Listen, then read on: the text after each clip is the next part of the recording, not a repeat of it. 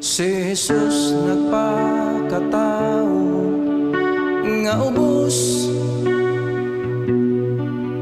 dito sa pasungan nga iyang natawhan.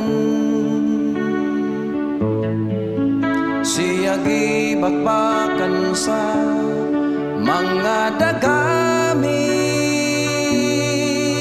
apan wala kini niya iksapayan.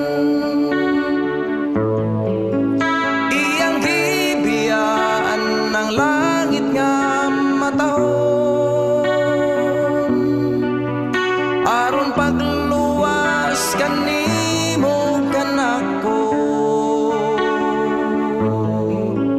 Iyang gugma nga dili gyud matukngan, dinigi padayag sa atong tanan. Si Jesus nagpaubos dito sa hukmanan,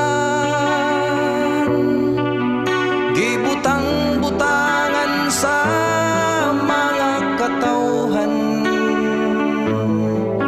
Siya gibunalan sa kilid gidughang, apan iyang kidal